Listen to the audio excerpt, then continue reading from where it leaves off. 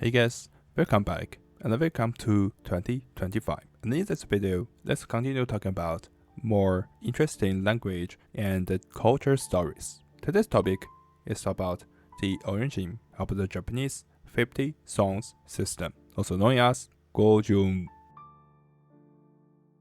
So, what is Gojūon?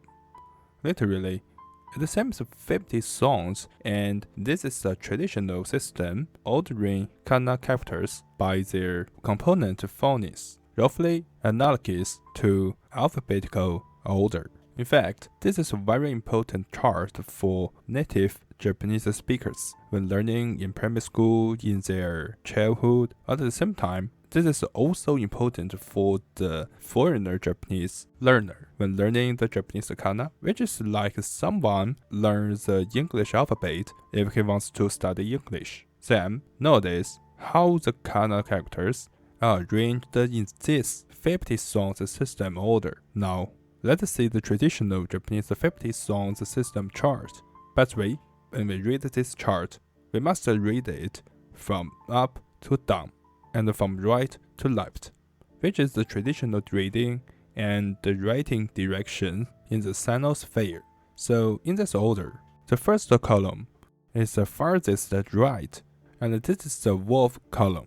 And there are 5 wolves of Japanese language. Then the first row also is the topest row, where the consonants are put here. Finally, we just get a chart which has 50 cells, and every kana character can be put into every cell. But with the time going, some kana characters were removed.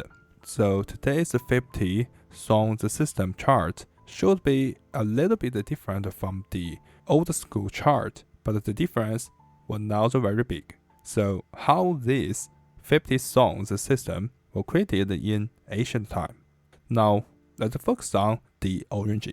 Honestly, this system had a very long history. The exact time will not be able to find it. Well, the time probably is the Nara period to the early part of the Heian period in around the 8th century. When we talk about the origin of the 50 songs system, actually, based on what I learned, it was inspired by the Siddham alphabet. But why did this script, which was used in the Indian subcontinent, inspire the creation of this Japanese kana characters alphabet? Actually, it made sense, because according to the book, The Chronicles of Japan, Buddhism was finally introduced into Japan in 552, and then in the 8th century, Buddhism started to be more and more popular in Japan, and at the same years, Japan had more communication with the Chinese Tang dynasty. So more and more Japanese monks went to China to study Buddhism and brought the knowledge back to Japan.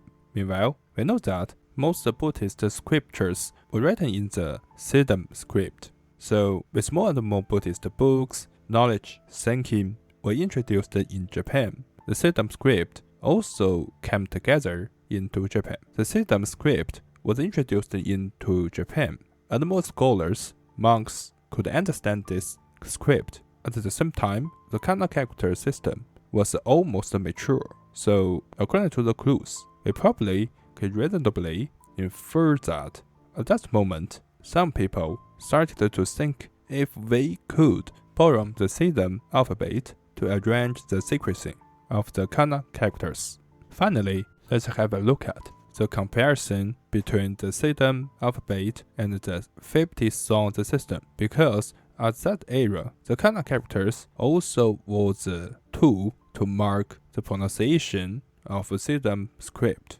So we can easily compare the sequencing of both script systems. When we take away not matching letters between Siddham letters and the Japanese kana characters, we can find that the letters in both writing systems indeed can be matched up, except extremely that there were several letters couldn't be matched, like the column of wa and the kana n. So this may be why this column and this kana will put in the last one column and the last cell of the chart. So this is this video, and thank you for watching. In the future, we will continue studying the history and development of kana characters. So I think we will gradually have a development context more obvious. Hope you can like this video. Have a good day. See you next time. Bye.